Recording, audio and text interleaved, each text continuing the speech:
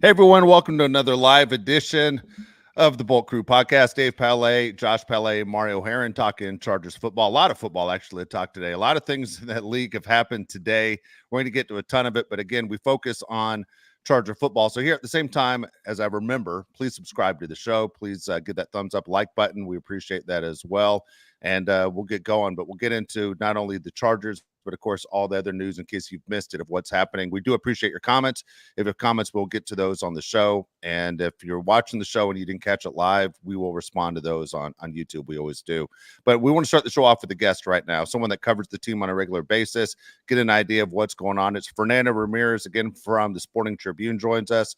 And Fernando, I'll ask you a real simple question at the beginning. I'm not going to scream at you about Joey Bosa or anything else, but my question is, by the way, I got to tell you real quick, before I ask this question, I just looked at Fernando's Twitter, and one of the things you have right there at the top is Deion Sanders giving you the greatest compliment of all time. So if you want to follow Fernando Ramirez on Twitter, you got to see it because it is awesome. If a Hall of Famer says something great to you, dude, I would have saved it too. So I'm not going to spoil it for what he says to you, but it's really cool. All right, Fernando, here's my question. Teams 3-2, are they where they're supposed to be?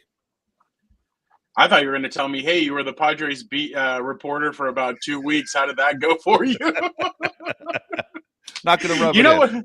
You know what's funny? After game 2 or after game 3, I was like, oh, if they end up beating them, I can't wait to jump on with the guys and be like, hey, Dave, how'd your but look at you. You're in the NLCS. So, yeah, Go there Mets. you go. I actually do think that they are where I envisioned them being. I had them at 2-2 going into the bye. But I think when they went into, during their bye, they figured out some things and they sat down and I think they really analyzed and said, all right, where's the offense? Because the defense, I mean, you held Kansas City to 17 points. You held Pittsburgh to 20. Obviously, you held both the Raiders and Panthers in check. And I think they analyzed and they said, okay, our offense is where we need to do. What's the best way moving forward to win football games? Hey, let's put it in Ten's hands and let's go see what he can do. But I don't think it was just Justin Herbert. I think the receivers I think they did a lot of things to open up the offense with misdirection, a lot of movement pre-snap. They did a lot of things that aren't really known to be in the Greg Roman offensive playbook. But I think that's why they brought in guys like Marcus Brady, guys like Mark Trestman, guys like that to really try and do a lot of different things with their offense. And I think the offense is only going to continue to grow as they continue. But that's why I told everybody I preach patience. This is going to take a little bit. I mean, Justin's adjusting to all of his weapons. Greg Roman's adjusting to having Justin Herbert. They had some injuries on the offensive line. Now they seem to be getting healthy. So patience is a virtue, and that's what I feel like fans needed to have the first 4 weeks, because the sky was falling down when they lost to the Chiefs, but it was like, hey, you didn't have Rashawn Slater, you didn't have Joe Alt, and you almost beat the Chiefs. So it's getting there. It's just it's a work in progress. Fernando, obviously there's 2 giant trades today. You have Devontae Adams that gets traded to the Jets, and then you have Amari Cooper that gets traded to the Bills. Do you envision the Chargers trading for a guy like Jerry Jeudy or David Njoku before the trade deadline? I don't know about Jerry Jeudy just because of his contract, and then he has problems dropping the ball. So I feel like he would be one of those where they might not do it. I don't know if I see them trading for anybody because I think they're going to look at, well, we still have G.J. Chark coming back. When he's going to come back, who knows, because they've been very quiet about the whole situation. And they didn't activate him last week. They activated Nick Neiman, but they didn't activate him. And it's already his four. They haven't even activated his 21-day window. So that should be it is a little, I wouldn't say worrisome, but it is a little Dwayne The Rock Johnson. I can't do my eyebrow, but it is an eyebrow raiser. But the fact that he's still not healthy, ready to go, it is a little bit of a concern. But just because of the way Joe Ortiz is and the trade deadline is about 3-4 weeks away, I don't think they're going to stay still. I think they will make some trades, but I just don't know if it'd be for a big-time pass catcher, a big-time receiving tight end. I think it would have to be somebody on an expiring deal. or somebody that basically somebody that comes off the books next year and they wouldn't have to account for them just in case if it doesn't work out, they can get rid of them next offseason. I'm glad to hear that. I'm sure everyone in our chat likes that as well. Everyone's screaming about Mike Williams. That's giving me nightmares already. But let's put the chat to the side for 1 second. Let's analyze that, Benjamin. Why does that give you nightmares? I do not like anything I've seen from Mike Williams at all this year. I have not liked. So you're like Aaron Rodgers. You're going to blame Mike Williams for the interception yesterday? No, I'm kidding. I will say how sometimes when you see a tweet and like the video, they like kind of miss, read the video and kind of pull you in. I really thought I'm like, there's no way he actually blames him. This is clickbaity. He doesn't. No, he doesn't. And I watched it. If you watch the beginning of the press conference, he says it was on me. This was my fault, but also Mike ran the wrong route. I knew exactly what it was. But the reason why also is because of the knee and like that ACL thing. It always takes a year. Not everybody's Adrian Peterson to where they can come back. It's going to take Mike a little bit. So yeah, I agree with you when it comes to the Mike Williams thing. But go ahead, my bad. Oh, no, you're good. But speaking just of like the passing game of the Chargers, last game we finally saw it like open up against Denver. And, Herbert throws for his most pass yards he's ever thrown this year with 237. And the offense for the first time looked balanced this year. Do you see that happening going forward? I know we have the Cardinals this week. We face the Saints after that. And then a Brown team that's you want to be depressed, put on a Brown shirt. That's what happens to you. So do you kind of see this offense going through the air more, or do you see that as like kind of like a one-off done by this offense and just they like the matchup versus Denver? I don't know if I see it as a one-off. The thing, I am still concerned about the offense. I'll tell you why. The offense only did well the first half. The second half, they came out and they couldn't move the football. Except for that one field goal that they got, they didn't move the football all that much better in the second half. So that is a little bit concerning because they did the same thing against Kansas City. They did the same thing against Pittsburgh where they got out to leads and they couldn't sustain it. Here, they were able to sustain it. It got a little bit worrisome in the fourth quarter, but the Chargers need to find consistency on offense, and that's kind of been their problem so far this season. The only game where they consistently kind of moved the ball up and down was against Carolina.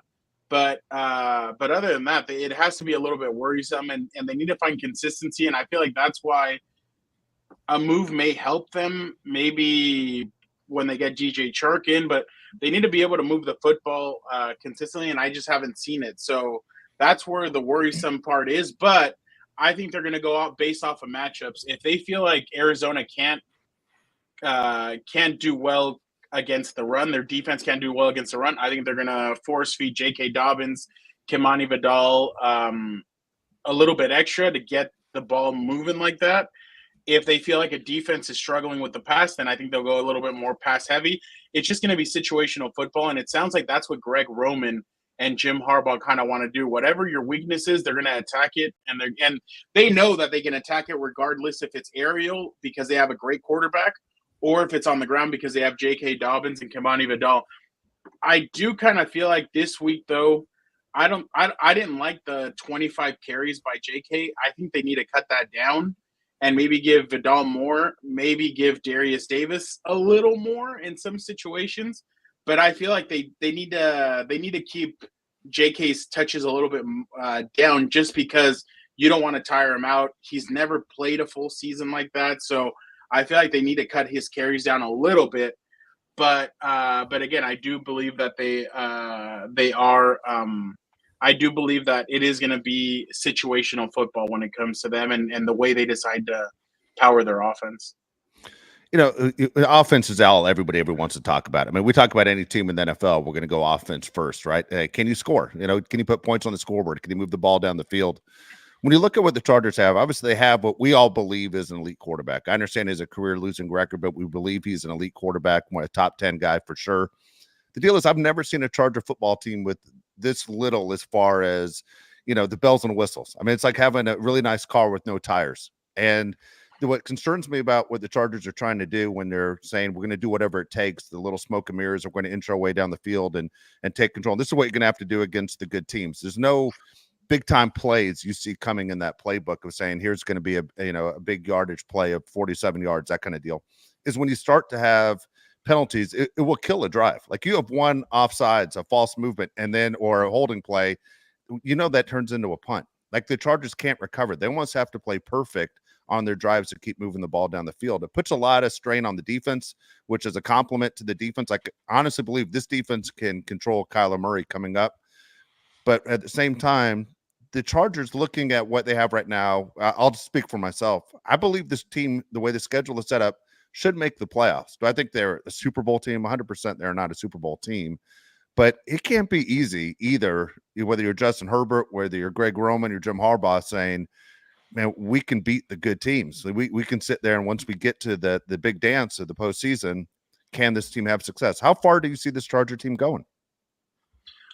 See, I get where you're coming from, and I completely understand that point.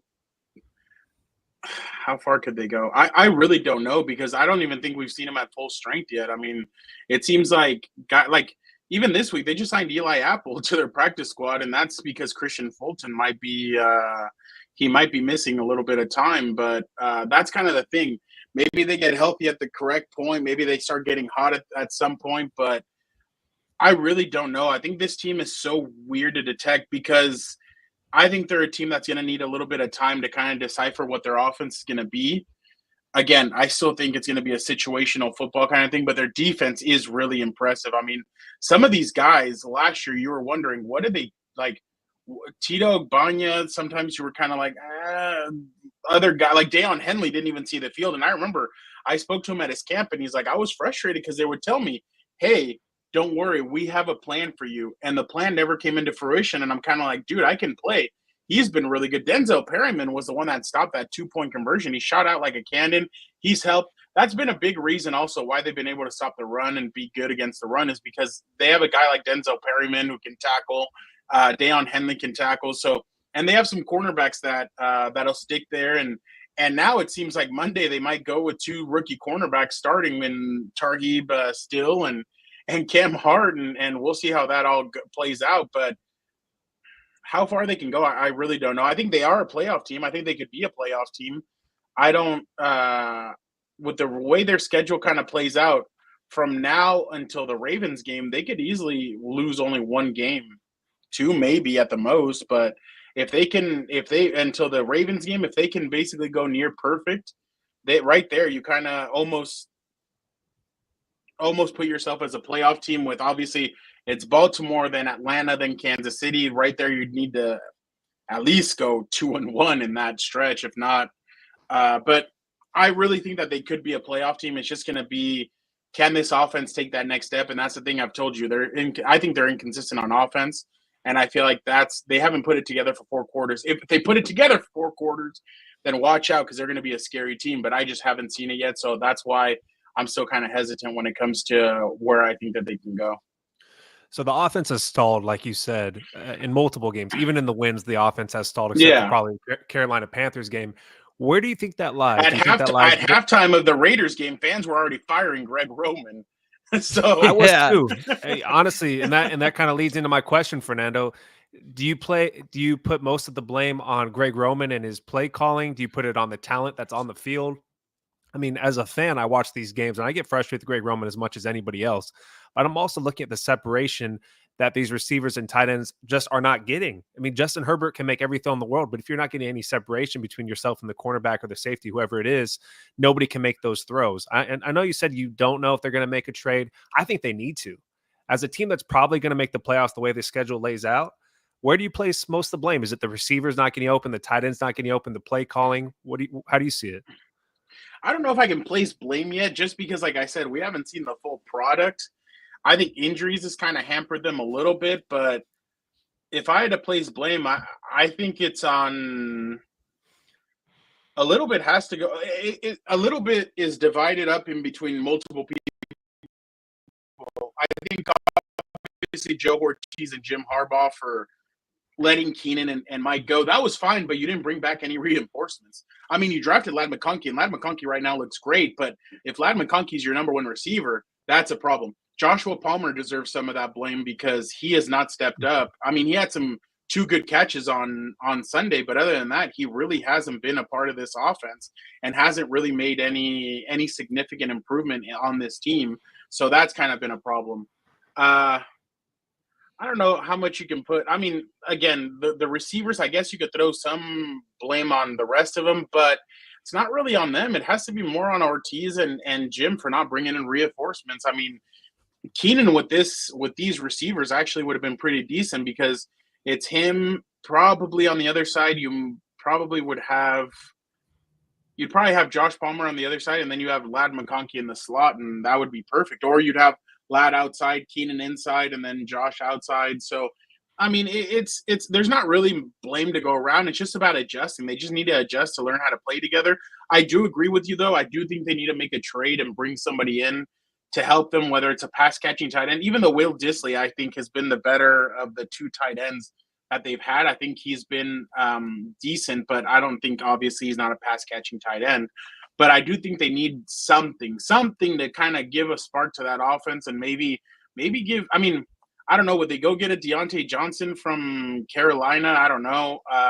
Right now, my favorite receiver, though, is George Pickens for wearing the I'm effing open or whatever, or always effing open, or I don't know what he wore on his eye paint, but that guy's a lot of fun to watch for doing that. But, yeah, I just don't know where they would go, but I do think that they need something to kind of jumpstart this offense, and I think a little blame has to go everywhere else. But, yeah, you have to blame also the previous regime. I mean, Zay Flowers out here gaining 120 yards a game, and Quinn is battling, trying to get out there, but it just hasn't materialized yet.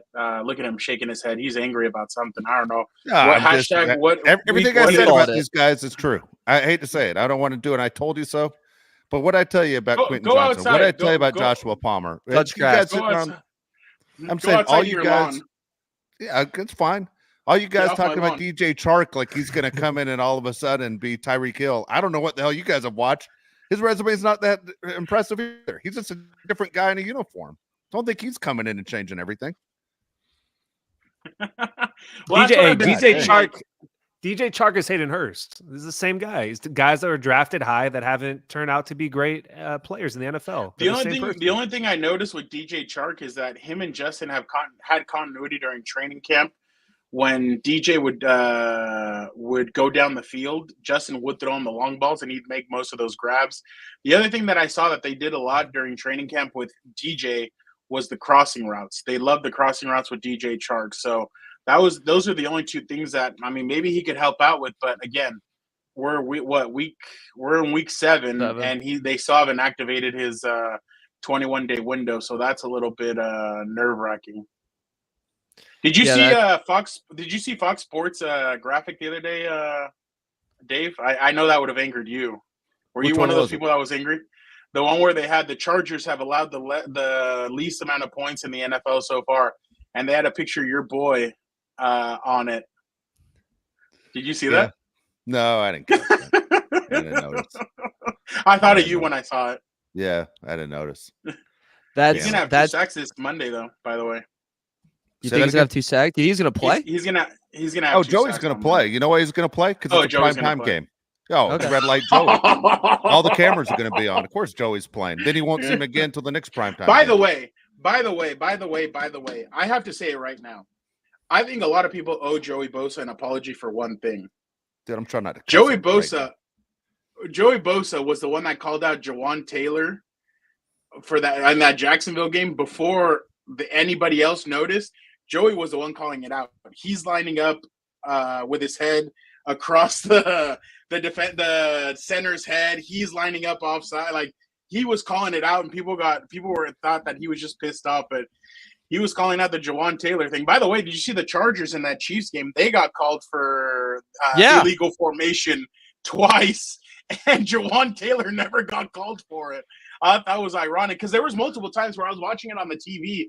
I'm like, Jawan Taylor is lining up illegal formation. Like, what are we? Then they just don't call it on him. It's incredible to see that. And last night's game was horrendous. I had to stop watching at one point because it's every third play there was a flag. There was 21 accepted penalties last night. I was kind of annoyed by that.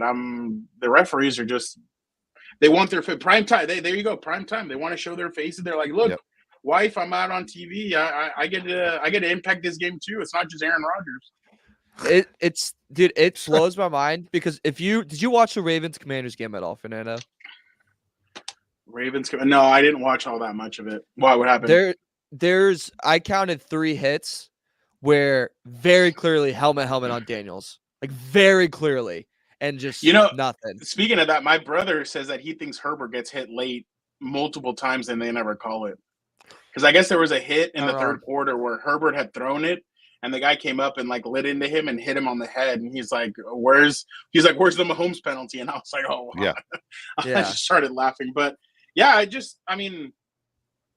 the receiving unit is just it's not where it's been in years past, and I feel like Justin is still adjusting. But you guys have to be able to take 2 turnovers in 5 games. Like, that's impressive for this offense. I mean, the only turnovers have been the one where Justin got bent like a pretzel against Carolina and they fumbled, and then the pick to GC Horn that was just kind of a bonehead play by Justin. But other than that, they've taken care of the football.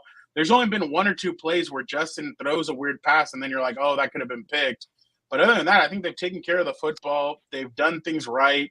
It's just the inconsistencies are kind of where the struggles are. But other than that, I mean, you kind of have to take away that you're like, okay, they're running the football. They're protecting. Justin really didn't take any hits on Saturday on Sunday that you're like, ooh, that was kind of a nasty hit. But other than that, I think they've been consistently taking care of him, and I think he's getting healthy. That's the thing about him too, is that the game against Pittsburgh and the game against Kansas City, you kind of have to throw it away because he wasn't healthy in those games. He really battled, and I heard that to do what he had to do to get him up to be able to play those games, it was some serious work. So now he's starting to feel healthy. Now he's going to be able to move around more. Now you're going to see more athletic plays from him, and I feel like this offense is going to get better. It needs to find some consistency. But I mean, a Deontay Johnson would be a good move for them. I don't know if Amari Cooper was kind of the guy that I thought Amari would actually be really like. Him and Khalil Mack love each other. Why not? There were the 2 ousted Raiders. They were both shipped out by John Gruden. Why wouldn't you bring them both in here and have them here together? So I don't know. And this staff is so, and I mean, Dave, you know about them. Well, you know about Jim. They're just so weird that you just don't know what his next move is going to be. They keep on making moves. They're not happy.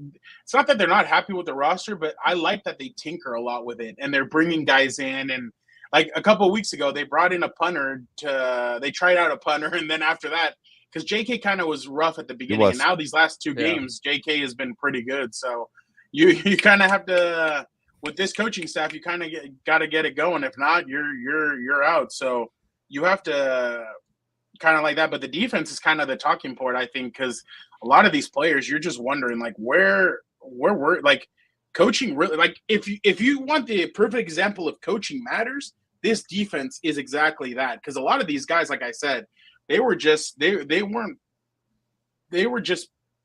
pieces, or I don't know what you could say, but they just weren't that good without and now that they brought in Jesse Minter in this scheme, they've looked really good. So if I'm Harbaugh at the end of the season, I ask Jesse Minter, here's a blank check, whatever you want. We want to keep you until we win a Super Bowl. Like, what is it going to take to keep you? Because Jesse Minter has been a godsend for this. I don't think the Chargers have had a defensive coordinator like this in a long time. Like, this defense is really cutthroat, and they suffocate you. Now, the only thing is, on Monday, they're gonna have to contain Kyler Murray better than they did Bo Nix. They were missing so many tackles. Like, they could have had Bo Nix down for 5 or 6 sacks, and they just couldn't bring him down. So with Kyler Murray, because he is smaller, he's more fun-sized, you're gonna have to actually put your whole body weight on him to bring him down, because they can't be missing sacks like they did on Sunday. Yep, absolutely. All right, Mario, you got a question? You look like you're about to say something. Are you good? Okay. Yeah, all right, Fernando. Fernando, before we let you go, I always look in the background. All right, you changed your background from the last time we saw you. Is that a full set of encyclopedias behind your head? Oh, I'm actually substitute teaching today. So okay. Let's So go. yeah, it's a Let's whole set some book of- kids at attention. You know about what's to say funny? that- I bet you Benjamin doesn't even know what an encyclopedia is. I was about to say, who has a full set of encyclopedias, dude? Because god dang it, man. Honestly, I'm gonna be completely honest with you. He doesn't know. I never really thought too deep on it. Josh, you do though, right? Because it's not a dictionary. Yeah, I know what encyclopedia is. Yeah, I've seen course it, but I do. I've never opened it. think You have about Google, He's you never don't opened- need one. It's like so Google. basically it's Google in a book, but you have to get new ones every year because new stuff happens and they're in alphabetical order. And it looks like it's Nerds! that- it looks like Nerds! that's behind Yeah. Fernando. So I'm sitting there going, at one point there were encyclopedia salesmen that are thinking, I have job security. And then the internet came out and they all were like, what the hell do I do now? Same people that work for the yellow Well, pages. Like what the while hell? you I guys, used to sell the while yellow you guys pages, now I were can't. all doing stuff in encyclopedias, I was talking to chicks. So who really won? Well, we would have God. preferred to have what you had. All right. I don't know. This what to tell you. guy. This- Let me ask you guys before I head out. Which trade did you guys like better, Devontae to the Jets or Amari to the Bills? Amari to the Bills, I loved a lot more, to be honest with you. I think Devontae to the Jets is just going to be a, putting sprinkles on a pile of crap. Yeah, Amari to the Bills, I think, was a much better trade. Much better. Yeah, there you go. I don't know. We'll get into that. I know when you leave, I know you got stuff to do, Fernando, but we'll get into the whole Devontae Adams thing. I didn't like the way the whole thing went down. I don't like the appearance on Pat McAfee. I don't like all that. Oh, I thought that was so slap- funny. I thought it was such a slap in the face to What do you fans. mean? That was funny. No, Yeah. I I know thought it that was wasn't funny. funny. Sad. Here's how it works. All right, I'll say it while Fernando's here. All When right. you're a fan, and this is what sports does, the sports has thrown the fans away. Everything's about TV money. Everything's obviously about ratings. Look, I understand how it works. Look, I'm the guy that pays for all the NFL games. I got it. But when you're a fan and either you take time off from work or you're going to sit and you save up from your job to go to these games, you're paying for entertainment. You're paying for your team. We're all in. We do it on the Chargers. Raider fans do it too. Guess what? Dodger fans do it too. I'm watching that Dodger game yesterday, and I'm like, they completely punted in game 2 of the playoffs. And I'm like, how many people took off work and paid $300, $400 for a ticket to have the Dodgers go, F it. Landon Knack's going to pitch right now and give up 6 runs, and we're just going to take a loss. And so for Devontae Adams to pull that, I can't play, but yet he's going to start. Of course, first game with the Jets coming up, he's all of a sudden he's healed, ready to go. This has been a maneuver where he doesn't pay the price. And yet it's Raider fans that buy the jersey, everything else that pay the price. It could be any team in the NFL. But my point is in pro sports, we forget about the fans all the time. It's one of those where you guys are so secondary and thrown away. It irritates me on a fan aspect that, okay, it's one big goddamn joke on everybody except for the guys who already get paid millions of dollars. Yeah, no, I completely. You know what I thought was crazy though is that I bet you the New York media is pissed that McAfee got to talk to Devontae before even they got to talk to Devontae. Like, and then he even asked him like, "Oh, how's your hamstring?" I appreciate you asking me about that. It's good. I'm ready to go. I'm like, wow. I'm like, Yeah, this I'm telling guy. you. But I called it a couple weeks ago on the show. Eric Dickerson with the Rams. Oh, hamstring's bad. Can't play. Gets traded to the Colts. Plays Monday Night Football that week for the Colts. you It's two always should ridiculous. listen to Dave more because he's got it. I did argue really hard that Devontae was actually hurt. Yeah, it's like He Joey sold Bosa. it well. Joey Bosa's hurt No, until he everybody's wasn't. watching. Okay. Yeah, and Hey, wait you till guys Eli are Apple's awesome. crazy mom gets in the scene. All right, wait till she freaking gets here. She's nuts. All right, we gotta move on. We're gonna have to You move guys on. are awesome. I appreciate you guys. Much love always. You guys are the best. I love all three of you. See you guys later. Thank you for having me on again. You guys are awesome. You got Love it, man. you. Again, that's Fernando Ramirez right there, Sporting Tribune. Always nice enough for his time. Again, covers the Chargers on a regular basis. That's why we bring him on the show, because he has inside information, what happens in that locker room, at the practice field, everything else. But yeah, anyway, there were trades. I mean, when you guys are sitting there watching trades go down, are you sitting there checking Josh Mario going, hey, are the Chargers going to be parted today? I can't hear you, Josh. Can't hear you, can't hear you, Josh. Either you pull that cord out or you're muted. He's pissed. Go ahead, Mario. You answer. Yeah. Well, first off, I just thought it was hilarious that the Jets finally make their move. And I really thought Devontae would only go if the Jets won last night. Like, that was honestly my line of thinking, because if they lost, I was like, every game's from now on, it's kind of like a must win. And they look more and more like they're just a dumpster fire, not like a serious team. But here we are, Devontae gets traded, and then Bills go, hey, we're not going to let you steal the day. We're going to make a move now, too. We're going to go get Amari Cooper, which is very much needed for that passing game. And with the way Josh Allen's been playing, man, that's everything that they needed. And then I just sat back and I go, these teams clearly want to win now. Do we want to win now? Like, that was my idea, Dave, was like, do we want to win now, or are we building towards more, Josh? Can you hear me? Yeah. Yes, we can hear you. All right. I'm so frustrated. Chargers are a perfect candidate to pick up a receiver in a trade, because the Chargers are a playoff team. You have guys that are frustrated out there. And I love the chatter in the comments here about whether you think the receiving group is good enough or we should add on. What I'll say about that is you can never have enough, especially with the Chargers team that continues to get injured. I never think you have enough. If you can bring in a receiver to be the number one or number two, why not? It's not like the Chargers have such a great receiving group that you couldn't need anybody. I think if you bring in a guy to be the number one receiver, the number two receiver, or the number one tight end, it pushes everybody to be better. I love what Fernando said about J.K. Scott struggling at the beginning of the season. Then they bring in Joe Schmo to challenge him in a punting competition. And then you know what? J.K. Scott has been good. So I love bringing in a guy to make the room better. Do you guys disagree with that? No, not at all. Especially in this sport. In this sport, it's all about, your job is basically up for grabs every single week. What do they always say? Or hell, I say it when I coach baseball, is my job's to find your replacement. Your job every day is to make sure I don't find that guy. And that's basically what Jim Harbaugh's doing when he's bringing guys in. I don't care if it's the punter. That's your job, is to make sure that you're showing enough in practice and on game film that I can't find your replacement. I'm going to throw a guy out here. It's going to sound kind of crazy to you right now. Okay. When I say it, you might sit there and go, you're out of your effing mind. The Miami Dolphins are done, right? The Dolphins are done. This. No, don't do it. It's not going to happen. It's not going to happen. It's just not going to happen. Yeah. Okay. What name do you think I'm about to say? You're going to say Jalen Waddle. I was going to say Jalen Waddle.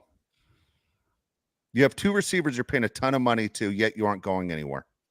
Name another receiver in the NFL that wouldn't want to come to Los Angeles. Name another one that wouldn't want to come play with Justin Herbert, because all of a sudden, even if you're a number two caliber receiver, and Jalen Waddle is a number one, he just happens to play with the guy that's a better number one. But at the same time, there's nobody receivers would love to play with Justin Herbert. You're a star. I mean, this is your dream scenario. Growing up as a kid, because every receiver believes they're number one. But if you're already starting for a team and you can get things done, Jalen Waddle's fast as hell, has great hands. I would offer almost the moon for this kid. When you say the moon, what's the moon mean? At least a second round pick. Okay, this is what I wanted to get to today. Thank you for bringing up a second round pick. Davante Adams, was it Davante Adams was traded for a third round pick today? Is that correct, Mario? Yeah, if he had reached a Super Bowl, AFC, or SB like first or second all team, all pro. I'm sorry. Okay. Davante Adams and Jahan Dotson were both traded for third round picks. The difference between Jahan Dotson and Davante Adams, you can fit 3 semi-trucks, yet they're both traded for third round picks. I have zero idea what people are worth anymore. Do not ask me what you would trade for, because I don't know anymore. Jalen Waddle, to me, a second round pick is going to be too high. You can get Jalen Waddle, I believe, for a third or fourth round pick, because he's always hurt, but when he plays, he's good. And you already have a guy like Ladd McConkey on the Chargers. So I don't know what his worth is. Jalen Waddle is more attainable than Tyreek Hill. I don't think Tyreek Hill is coming to the Chargers. I think Jalen Waddle is a possibility. I'm going to throw up a guy that Mario knows a lot about, because he's frustrated with the team he's on, and he's a decent player. Romeo Doubs from the Packers. Doesn't show up to practice. Doesn't know what his role is with the team. He can make an impact on the Chargers. Is that a guy that you'd want? Oof. They aren't trading him. Oh, man. Him. I don't think they trade him either. They're not using him. They did use him last week. I know, because he sat on my bench, and in my head, I was like, I'm going to play this guy and go, because they're going to prove to him, hey, you are a big part of this team. Dude, he had a coming out party the other day. He looked great. Yeah, but isn't he the same situation as Cam Akers that they had with the Rams, where it's like, we're going to keep you, even though you don't want to be here. And then the second they can find anything for him, they ship him out? It could be possible, and he only has after this year only 1 year left on that contract, and he's due for an extension. So if they don't want to re-sign him, you might as well try to trade him and get something back. When it comes to Waddle too, I think Waddle's going to get asked for a lot more because he's under contract to 2028. He's only 25, so they're going to go well the upside there, and you're get a contract. But we're eating that's the money. Yeah, we'd eat the That's- money. And that was the big thing with the Devontae Adams deal is that the Jets ate 100% of the money, $140 million. The Jet, so he's in the 30 of a 5-year deal, 140 million, and the Jets said they'll take all that money. I'll throw it out to you right now, Josh, because the Raiders just saved a ton of money. What about turning around and saying we're going to make a trade with the Dolphins to bring Waddle in for when we have our quarterback? I mean, all of a sudden, you just saved $140 million if you're the Raiders. The Jalen Waddle to the Raiders. Yeah, if I was the Raiders, I'd get on the phone and say, "Hey, we lost one, but we're bringing one in younger, and now we saved all this money to go grab them." Like if I was the Chargers, I'd almost make this move to make sure the Raiders couldn't grab them. But are the Dolphins in this mode? Are the Dolphins gonna give up right now? Like they said, Tua's gonna play after week 7. Yeah, they believe over there that Tua is the difference to them being a playoff team and not being a playoff team. No chance. That'd be my worry. Is that too late. You gotta You've lost too many games. You gotta find a team that's like not giving it. Like I think the Titans is the team you really. I know we play it, which makes it even tougher. But like that's a team you gotta call and just be like, cat's out of the bag. You don't have it this year. Yeah, you know what I mean? Oh, and they want to secretly they want to bomb because they want Shedeur Sanders or one of these quarterbacks. Yeah. Secretly they want to bomb. I mean, if you don't think you can win the Super Bowl, what's the point? I agree with you. Or even make the playoffs. Look at that playoffs. Look at that goddamn team. What about Tyler Boyd? Would you want Tyler Boyd? Is he a type of guy you'd want? And I know nobody wants him, but don't even think about commenting. On this team, he's an improvement. I'm not a fan. The last guy in the league I want.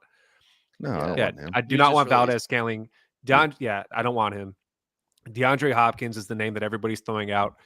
Dude, for a 1-year situation with DeAndre Hopkins, I'm all for it. One year. I mean, that's all we need, right? Is 1 year. We don't need him for a ton of years. It'll literally be 1 year, and then he's a free agent. That's fine. He would love to come to LA, I guarantee you, because man, playing with Will Levis has to be a nightmare. Will Levis can't find anybody.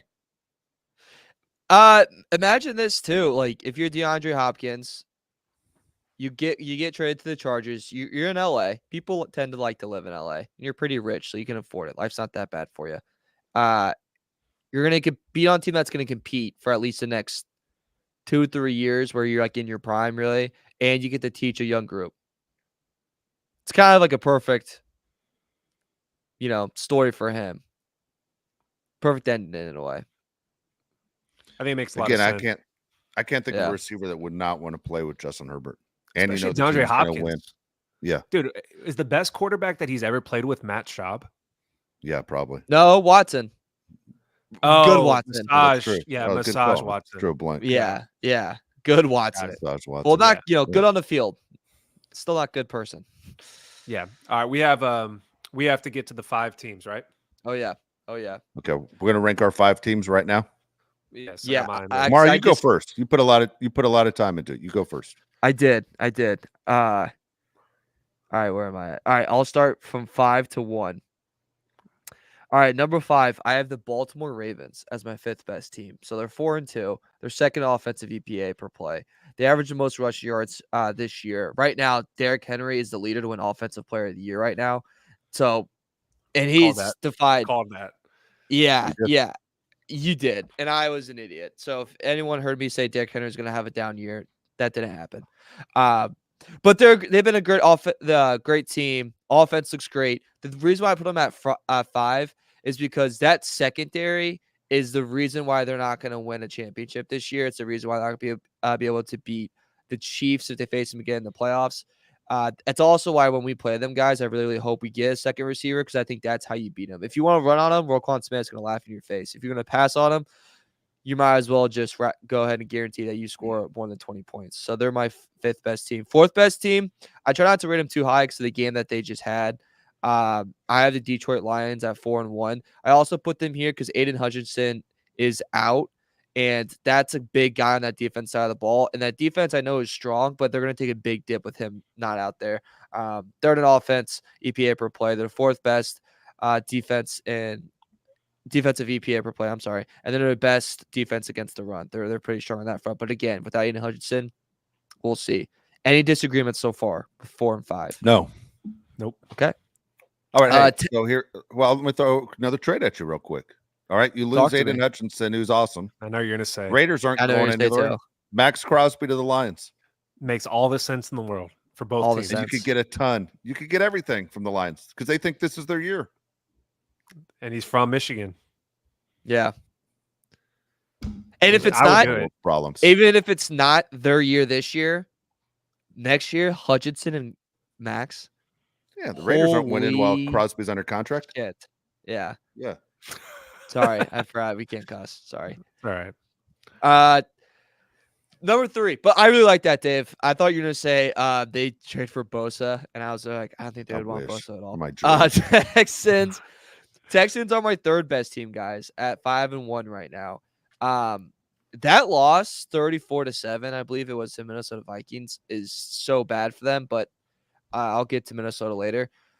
The other thing that's making me really nervous is they're the most penalized team in football, and their wins have been wins, but no win I walked away going, damn, that's a Super Bowl team. You know, like they barely beat the Colts.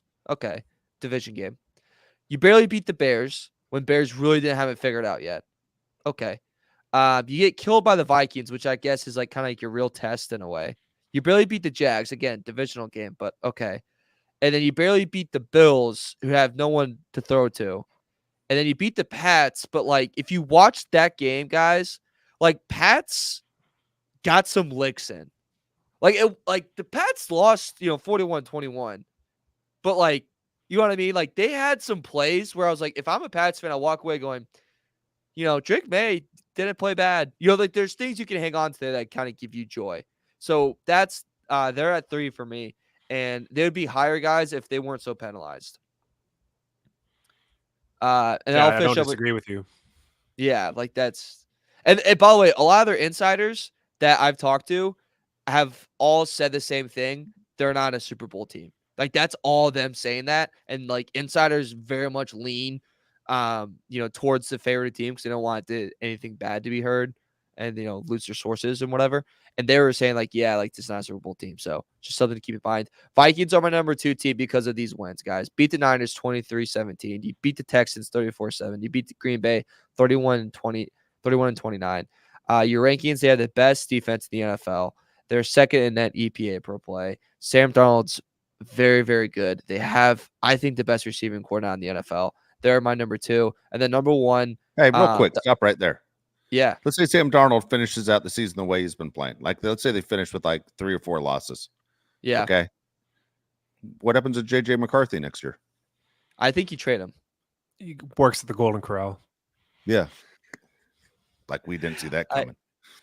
Yeah, seriously. I honestly, I think you could go. I think you go 2 different routes with it. I think you can trade him and go, it's Darnold. Or I think you can literally go, JJ, take your time recovering. We got it. You know what I mean? And play the real long game, like similar to what Niners did with I know it was supposed to be Trey Lance, but ended up being Brock Purdy. But similar thing what they did with Jimmy G. It's like we have everything we need to be a title team. Actually, they still. But he was a first-round pick. He was a first-round pick. Lance was a first-round pick. Yeah, he sucks, dude. Lance sucks. I know, but like it worked for Purdy in the end. Yeah, he just fell into it. I mean, how bad was Trey Lance that they had to play Purdy? That's my point. Trey Lance looks terrible. Injuries, though. Yeah, I know. Again, that's a front office thing. That's an interesting scenario. I mean, it's great for the Vikes. They're winning. Great for Sam Darnold. It's going to be. I'm jealous of Minnesota radio because from like the season ends to like on, if they have any dead moment, that producer's going, should we keep Darnold? Right? I mean? Like it's the ultimate filler for them for a whole year. Dude, it is. It's better than does Pete Rose belong in the Hall of Fame? I mean, dude, it's automatic. Yeah, better than MJ versus LeBron. It's like, fellas, should Sam Darnold start next year? Just lazy radio. What do you want? Yep. And the last one, Chiefs, guys, undefeated Super Bowl champs. They've beaten already 3 playoff teams. the playoffs ended today. So that's all I got for you. All right. By the way, I love that people are putting their teams in the comments too. Please keep your comments in there. Mike G wrote, "There's no way that Crosby's leaving the Raiders." Dude, he doesn't have a no trade deal. What are you talking about? He could easily be gone. Yeah. I mean, dude, He doesn't want to be pushed there. the coach. Yeah, he pushed the coach with 2 hands into the heart the other day, and then almost jumped into the stands to fight a fan and yelled, "You suck." Maybe it's time to go. It's not working. Yeah, he's This a is the slur away from definition getting of not traded. working. That's it. Josh, you want to go next? Or you want me to go? You go. Okay, mine, of course, is going to be the one that people are going to go, "What the F?" Okay. And just so I'm not going to give my top 10, but I did have, if I did a top 10, the Chargers were at number 10 for me, just in case people are wondering. All right. Number 5, 49ers, who I would have said at the beginning of the year would have been my number 1. I'm not going to go through all the details. Mario did a good job. That's why I said for him to go first. 49ers are my 5. I just, at some point, that team has to get a little bit healthier. Thinking Christian McCaffrey somehow makes a difference in this team, somehow makes a difference in my fantasy football league. When people say they turned the TV off because of all the penalties last night, would have been great if Mike Williams would have caught that ball. I probably would have won that fantasy football game, but great, he didn't, because Aaron, I like how he underthrew him, but then said he ran the wrong route. So, of course, he didn't take complete blame for it. Number 4 is going to shock, I think, a lot of people, especially Mario. It's the Green Bay Packers. And Mario, I pulled you off the screen. Are you rolling your eyes at me right now? The reason I have the Packers in there is, one, Jordan Love looks pretty good. I love the fact that the Packers offensive line looks awesome. I mean, it looks like Jordan Love has all the time in the world to do whatever he wants to do down there. But if you look at their defense, look how many turnovers they create. We spoke about this in the postgame show, man. They lead the NFL in creating turnovers. And when you're getting extra possessions and you're getting field position, that helps you out. I don't know if they can sustain that, but at the same time, the Green Bay Packers are more impressive than I thought they would be. Number 3, it's the Detroit Lions. They'll figure it out. I think the Lions are really impressive. They got a ton of weapons. I saw AK right on here. Hey, the Chargers need to make a trade for Jameson Williams. They are not trading him. Okay. He's too big of a weapon for the Lions. He's too big a part of what they do. Not going to happen. So the Lions at 3. The Ravens have shot up for me because they finally figured out you got to give Derrick Henry the ball more, right? Derrick Henry was running the ball 15 times a game the first couple of weeks. Now he's running the ball more than 22 times a game. The Ravens look almost unstoppable when you let Derrick Henry do what he's been doing with the Titans for years. That alone with the passing game. It was amazing that Mark Andrews caught a touchdown pass.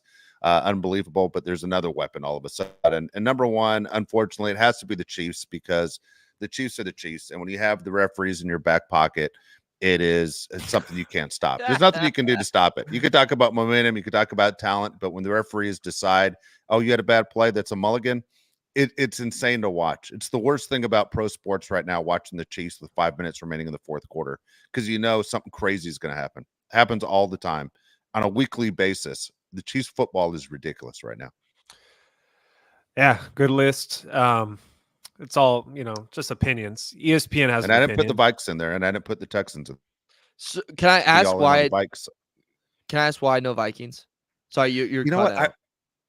Okay, so I can't tell you why I don't have full faith in the Vikes. I've never been a Vikings fan. I have a friend of mine who's really sick, who's a huge Vikings fan, that I'm rooting for the Vikes every week, like you wouldn't believe, for him. But at the same time, I don't believe in Sam Darnold. I just don't. I mean, he couldn't even win the starting quarterback job in Carolina. You know what I'm saying? I mean, Sam Darnold's been a disaster everywhere he's gone. Horrible with the Jets, 49ers, Carolina. He was a turnover machine. He had one really good game at USC. It was that game against Penn State in the Rose Bowl. Otherwise, Sam Darnold was a turnover machine in college. I just can't believe what I'm watching. Like, I just keep thinking there's no way this is going to last. Hope I'm wrong, but I just don't believe in the Vikes. If I was betting my house, I would not bet it on the Vikes. Wow. Interesting. All right. I have my top 5. I have 2 honorable mentions here, 7 and 6. I got the Falcons and the Bills. I think those are 2 teams to watch the remainder of the year of, how much better they can be. I feel like both teams are on the up, especially the Atlanta Falcons. I mean, talk about a team that has a ton of weapons. They have like 6 guys in that team that can score at any point. And then the Bills with the Amari Cooper trade. Let's see how good they can be. Number 5, I have the Houston Texans. That's another team that has a ton of talent. Donnell Hunter is on that defense. They also have 2 running backs that can hurt you. I think CJ Stroud is one of the better quarterbacks in the league. They're my number 5 team. Dave said it about the Baltimore Ravens, my number 4 team. Give Derrick Henry the ball. Is he the last active running back that's going to make the Hall of Fame? Seriously. I mean, Derrick Henry just takes over games. I mean, he is so freaking good. Offensive Player of the Year. He's been awesome, better than what people expected, except for me because I called that. Number 3, Minnesota Vikings. Minnesota Vikings, dude. I'm with Dave. Sam Darnold makes me pause. But then if you look into the stats and you look into the teams they've beaten, you're saying the Minnesota Vikings could be possibly the best team in the NFL. I'm not going to give it above the Chiefs yet because there's no reason to do that. But the Minnesota Vikings have been the most impressive team in the league so far. Number 2, the Detroit Lions. The reason I have the Detroit Lions number 2 is because they have the best offense in the NFL. And I don't need to look at stats. I have eyes. Whenever I watch the Detroit Lions play football, they have the best offense in the NFL right now. And I believe they're going to make a trade to fix their defense with Aiden Hutchinson out. I love the trade for Max Crosby. I think that's something, like I said, that could help both teams. Number 1, it's the Kansas City Chiefs until otherwise. When you win that many games, when you win the Super Bowl multiple times, when you have the best player in the world, you have to be number 1. And it kills me to say that because I hate the Kansas City Chiefs. Before we get to the super chat and what you guys think of my list, I have to say this. There's not a team in the NFL that I want to lose more besides the teams in our division, the Broncos, the Chiefs, the Raiders. I want them to lose every week. I want the New York Jets to lose every game for the rest of the season. And I can't tell you, and I have an exclamation point at the end of that sentence. I cannot tell you how much I hate the New York Jets. I hate the Dallas Cowboys for obvious reasons because they're on TV all the time. The New York Jets and Aaron Rodgers and Davante Adams, what a load of crap. I know we talked to Fernando about it. I hope they lose every game for the rest of the year, and I hope it's a miserable season. I do too. Horrible. I'm kind of with you. Yeah, horrible. Bad for the lost NFL. A lot of money last night. It is. Yeah. It's bad for the NFL. I honestly, I'm 100% with you. And Woody Johnson, if you want to think he's making the calls, he's not. Hey, look, if you have not figured this out, that Aaron Rodgers is the general manager and president and quarterback at the Jets, he's making every decision. It just is, and Woody's a fool.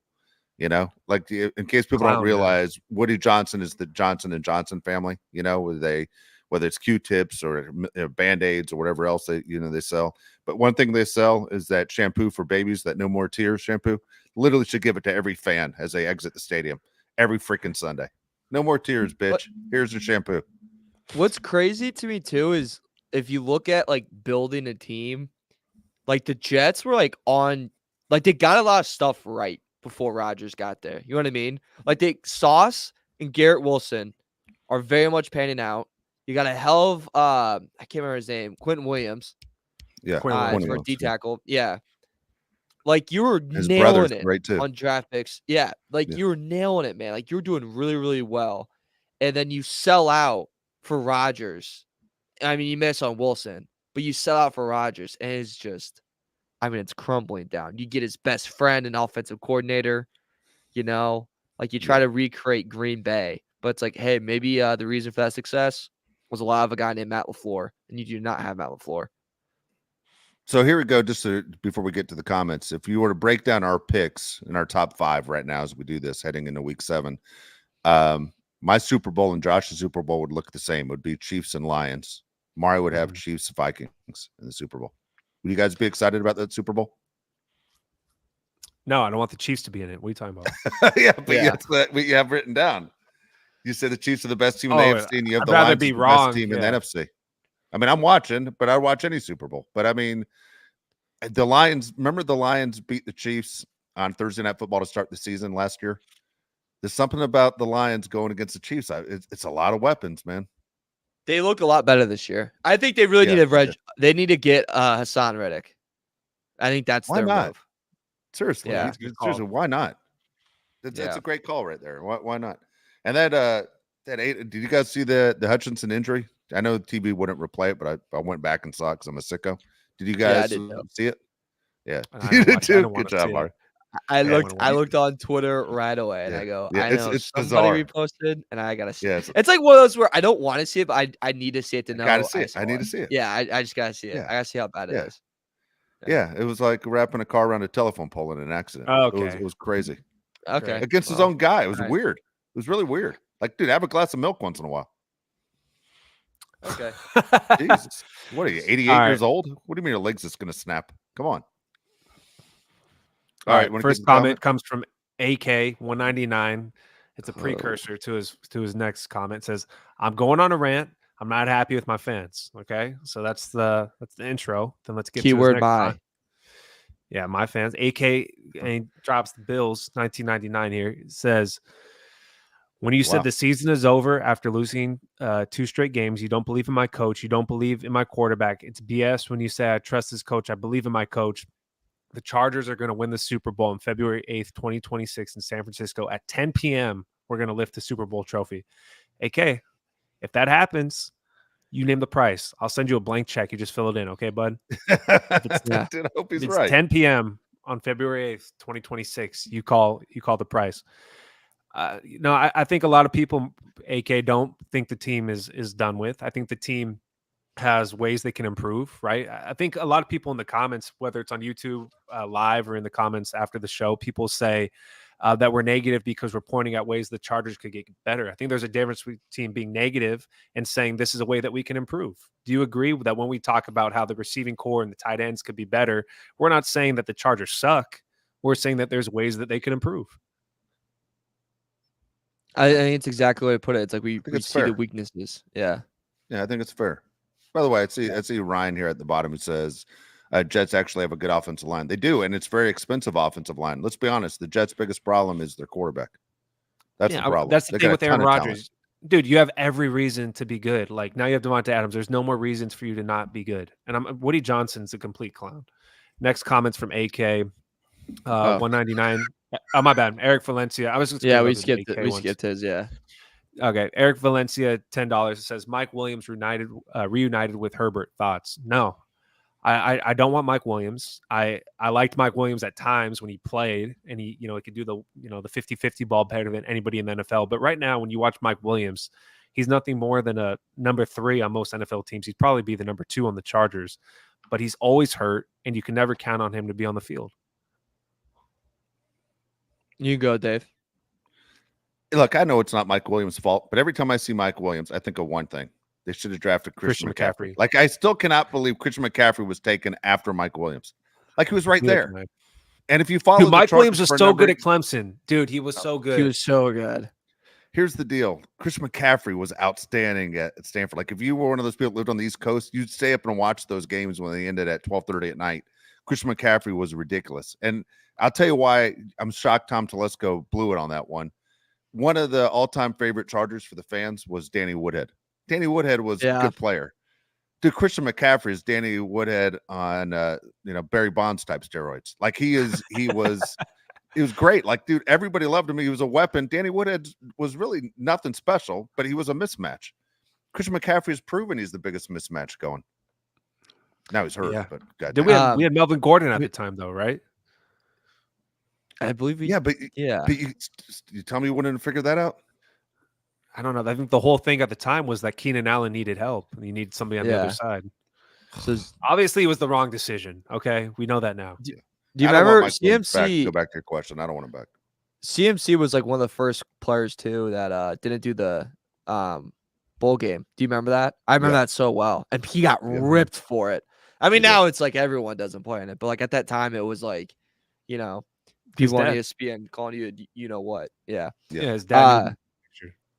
But yeah, I don't want Mike Williams either. Every time I've watched him play this year, I think it's very clear to me, at least, that he's not, like, the game's kind of, I don't want to say passed him by, but he's not the player that he used to be.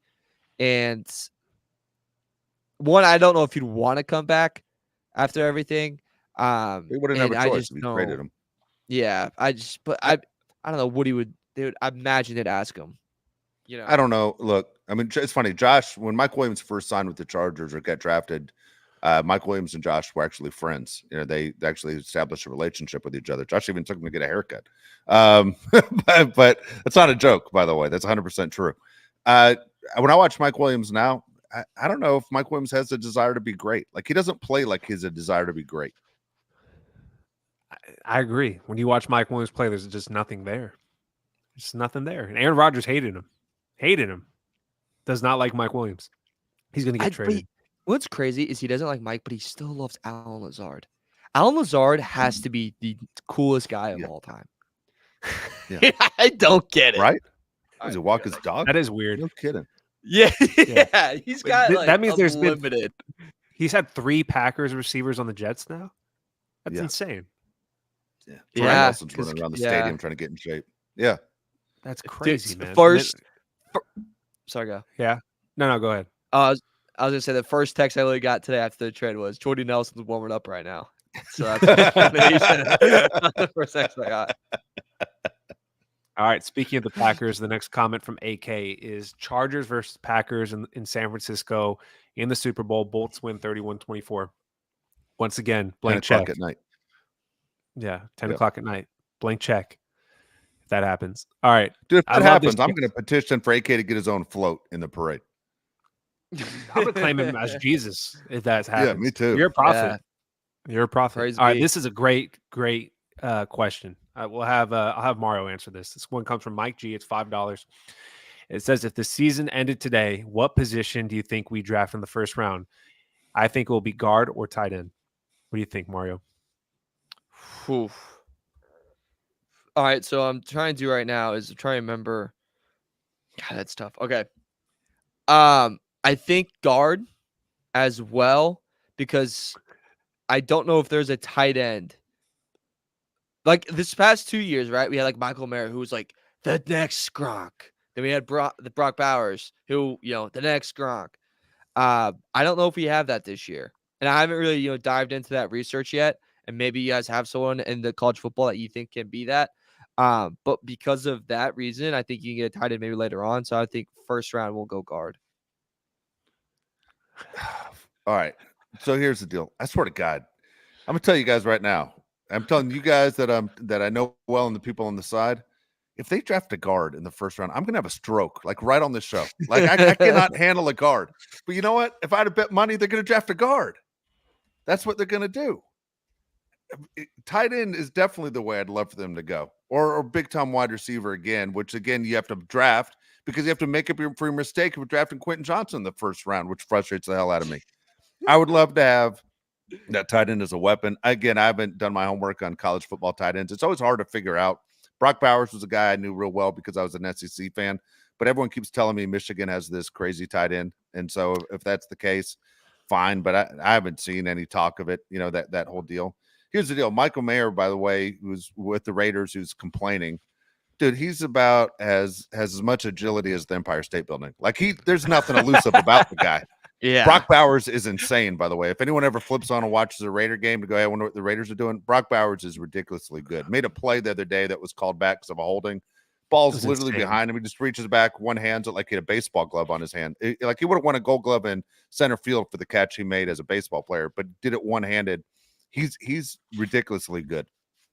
Crazy good. That catch Dave's talking about, if you haven't seen it yet, you got to find it. It is crazy. It looks like he's Spider-Man. Catches it with one hand. Yeah. Before I answer, Isaiah and Kelsey Lewis says, isn't it against the rules for the Chargers to sign Mike Williams? No, that is only if he's traded. If he signs as a free agent, he can come back to the team. But if he's traded, you have to wait 2 years. The first round pick has to be a cornerback. I think with the injuries to Asante Samuel Jr. and Christian Fulton, it really opens up your eyes to the depth on this team. I understand that we have Tarheeb Still and Cam Hart as rookie cornerbacks that have been pretty good, but if you can get a first round pick and a cornerback that's going to be there for the next 5 to 10 years, that's something that the Chargers desperately need. And exactly. Right, they're gonna pick at 23 because they always pick somewhere between 17 and 23.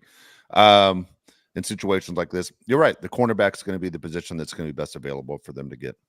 Or pass rush, honestly, because Mac's going to be another year old, or Bosa could be retired or gone. It could be pass rush. People want Ashton Genty from Boise State.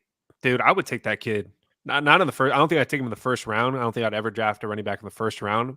But that kid is about as good as it gets. If you guys have seen the kid from Boise State. Greg Roman would draft him in the first round. Greg Roman would take that sucker, one-on-one. Yeah, he is going in that kid is going in the first round, by the way. Yeah, you think he does? It's like a really Gibbs good thing. Yeah, he's about to set the record for the most yards in a single season. I mean, I don't know Yeah. that State's playing. I mean, it could be. I mean, the 13th grade of high school. For all I know, he's playing against Boise State. Come on, what kind of schedule do they have? Yeah, all right. I think Chargers go cornerback or interior offensive line. That's my pick. All right. I saw something today before we get out of here, unless you guys have anything else. No. The Chargers are ranked by ESPN as the 17th best team in the NFL.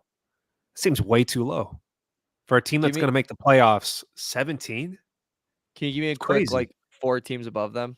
I'll just give you, That's I'll give lazy. you from 16 to 10. I'll give you 16 is the Bears, 15 is the Cowboys, which is crazy.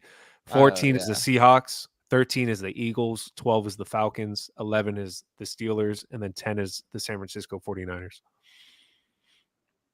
The last 3 Yeah. I agree with. Yeah, I mean the Steelers beat them, so you got to go ahead there just because they beat them head to head. But Cowboys are not better than Cowboys. Chargers. No, that Cowboys beating the Steelers game is the only thing they can hang their hat on. But I just watched the Cowboys lose by like 38 points the other day at home. You know, Bears Chargers Cowboys are would be nuts. like 7-6 final score. Yeah, The Cowboys would could be be. the worst team in their division. I hope I so. think so. That'd be a good year for me. Yeah, Yeah. that'd be good. All right. You guys have anything else? No, that's interesting what they said. To me, that's always lazy, though. I always think the national media is lazy when it comes to the Chargers because they aren't taking into account. Look at the schedule. I mean, the other teams that you just mentioned, I don't know, all those teams, playoff teams, I don't think the Cowboys are making the playoffs this year. So, again, I wonder. At the same time, when you talked about the Falcons earlier in the show, Josh, about where they're at, we thought that division was going to get one team in the postseason. They might get the Bucks and they might get the Falcons in the playoffs in that division. And then at the same time, as much as I used to always goof on the NFC North, dude, all of a sudden every team in that division's a threat, right? Yeah. I mean, seriously, that used to be like the most boring division in football. Every team in that division's a threat. And here's the other thing, as far as just entertainment purposes, if you don't have any ties to any of those teams, if the Packers are playing, the Vikes are playing, the Lions are playing, and the Bears are playing, I'm watching every one of those teams. Like I want to see every one of those teams play every single week right now. Best division in the NFL by a mile is the NFC North. Crazy. 4 really good teams. Yeah, seriously. And it's not one-offs. Like I would argue that every team has a really good future, which is also like sucks. Sure. Yeah. Yeah, it does. Yeah, but it's can't miss TV for me, at least it is. You know? Yeah, for sure. Anyway, there you go. All right, we're going to be back on Thursday. Of course, Thursday is always fun because hold on, man. I'm not going anywhere. It's time to brag a little bit. Hope you guys are still here. If you're still here waiting for me to find this is a good time to subscribe and like the show. All right, so here's the deal. We did our picks like we do. I told you we'd battle back. Goofballs. I told you we aren't as stupid as we look. Here we It was go. a big favorites weekend. Yeah, we did good. All right, so here we go. I'll go first. I was 10-4 this week. 10-4. My record right now in the season with the spread is 41-51. Not impressive, but guess what? I'm going up. 10-4, 41-51. Josh, on the other hand, was 10-4 also. Pretty impressive. Josh is 42-50 on the year. That's pretty good. Guess what? I'm going from worst to best. Mario was 12-2. Has a winning record of 47-45. Dude, you want to know where to get your picks? You want to come back on Thursday, make sure you find out who the hell we're picking. Because, man, if you follow Mario, man, you're going on a nice vacation this week, just off what Mario told you. Yeah. 12-2. Who goes 12-2? It's pretty impressive. With the spread. This guy who has 2 thumbs and goes 12-2. That guy. Who did know what encyclopedia was? Who can't spell Jets? It's all right. That guy. He knows how to pick games. It's okay. All right. We're back on Thursday. Again, appreciate you guys watching and listening to the show. And if you didn't catch the show live, please leave comments in the YouTube comments. What Josh and I always respond. Mario's busy as hell, so he sees them. He doesn't have time to respond to all of them, but Josh and I try and get to every single one of them. Promise you that. All right. So again, for Mario Heron, Josh Pele, I'm Dave Pele. We'll see you on Thursday, 1 o'clock Pacific time.